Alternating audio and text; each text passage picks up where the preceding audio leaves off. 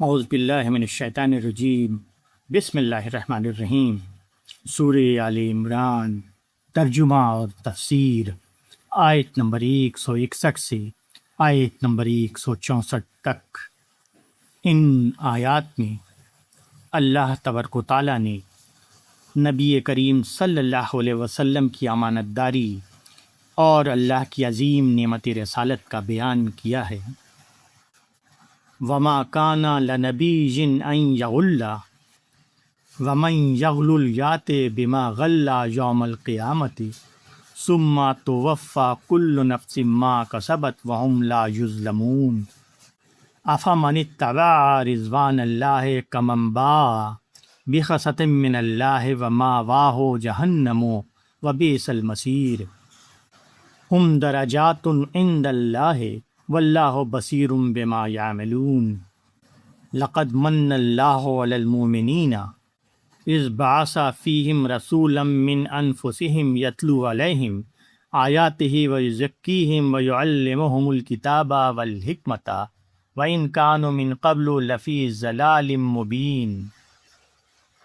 سورہ آل عمران کے ان آیتوں کا ترجمہ ہے، اور نبی کا یہ کام نہیں کہ وہ کچھ چھپائے رکھے، اور جو کوئی چھپائے گا وہ اپنی چھپائی ہوئی چیز کو قیامت کے دن حاضر کرے گا، پھر ہر جان کو اس کے کیے ہوئے کا پورا بدلہ ملے گا اور ان پر کچھ ظلم نہ ہوگا۔ کیا وہ شخص جو اللہ کی مرضی کا تابع ہے وہ اس شخص کے مانند ہو جائے گا جو اللہ کا غضب لے کر لوٹا اور اس کا ٹھکانہ جہنم ہے، اور وہ کیسا برا ٹھکانہ ہے۔ اللہ کے یہاں ان کے درجے الگ الگ ہوں گے، اور اللہ دیکھ رہا ہے جو وہ کرتے ہیں۔ اللہ نے ایمان والوں پر احسان کیا کہ انہی میں سے ایک رسول بھیجا جو ان کو اللہ کی آیتیں سناتا ہے اور ان کو پاک کرتا ہے اور ان کو کتاب حکمت کی تعلیم دیتا ہے۔ بے شک یہ اس سے پہلے کھلی ہوئی گمراہی میں تھے۔ سورہ آل عمران کے ان آیات کی تفسیر ہے۔ احد کے درے پر متعین جن 40 افراد نے نافرمانی کی تھی، رسول اللہ صلی اللہ علیہ وسلم نے ان کو معاف کر دیا تھا، تاہم ان لوگوں کو یہ شبہ تھا کہ آپ نے شاید صرف اوپری طور پر ہم کو معاف کیا ہے، دل میں اب بھی آپ ہم سے خفا ہیں اور کسی وقت ہمارے اوپر خفگی نکالیں گے۔ فرمایا کہ یہ پیغمبر کا طریقہ نہیں، پیغمبر اندر اور باہر ایک ہوتا ہے۔ اس سے یہ اندازہ ہوتا ہے کہ مسلمانوں کے سربراہ کو کیسا ہونا چاہیے۔ مسلم سربراہ کا دل ایسا ہونا چاہیے کہ اس کے اندر بغض، نفرت، کینہ اور حسد بالکل جگہ نہ پا سکے، حتیٰ کہ اس وقت بھی نہیں جب کہ اس کے ساتھیوں سے ایک بھیانک غلطی ہو گئی ہو۔ مسلم سربراہ کو چاہیے کہ بڑی سے بڑی غلطی کرنے والے کے خلاف بھی وہ دل میں کوئی جذبہ چھپا کے نہ رکھے۔ آج کے دن ان کے ساتھ اس طرح رہے جیسے پچھلے دن ان سے کوئی غلطی نہیں ہوئی تھی۔ اسی طرح یہ بھی ضروری ہے کہ مسلمانوں کا کوئی گروہ جب ایک سربراہ پر اعتماد کر کے اپنے معاملات کو اس کے سپرد کر دے تو سربراہ کو ایسا کبھی نہیں کرنا چاہیے کہ ان کی جان و مال کو وہ اپنی ذاتی حوصلوں اور تمناؤں کی تکمیل پر قربان کر دے۔ یہ اللہ کے غضب سے بے خوف ہونا ہے۔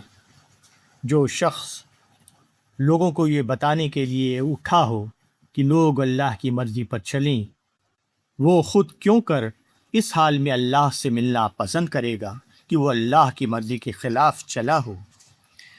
پیغمبر نے اپنی زندگی سے جو مثالی نمونہ قائم کیا ہے، قیامت تک تمام صالحین اور مسلمین کو اسی نمونے پر چلنا ہے اور اسی کے مطابق بننا ہے۔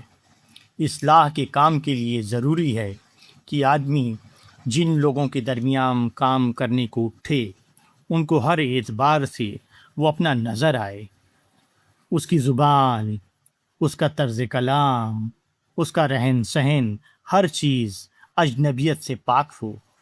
وہ اپنے مخاطبین کے درمیان ایک ایسی فضا نہ بنائے جو کسی پہلو سے ایک دوسرے کو دور کرنے والی ہو یا ایک کو دوسرے کے مقابلے میں فریق بنا کر کھڑا کر دے۔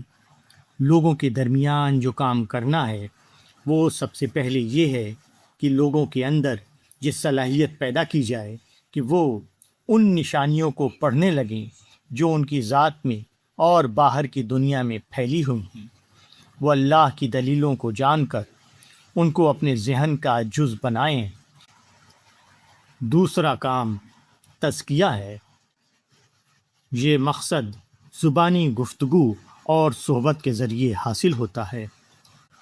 عمومی تحریر اور تقریر میں بات زیادہ تر اصولی انداز میں ہوتی ہے، جبکہ انفرادی گفتگو میں بات زیادہ متعین اور زیادہ مفصل صورت میں ہوتی ہے۔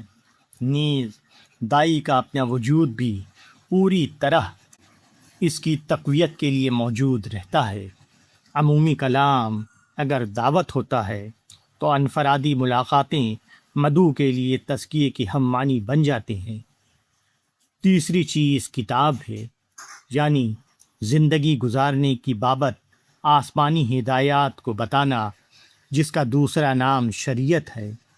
اور چوتھی چیز حکمت ہے، یعنی دین کے گہرے بھیدوں سے پردہ اٹھانا، دین کو سمجھنا، سمجھانا اور چھپے ہوئے حقائق کو نمایاں کرنا۔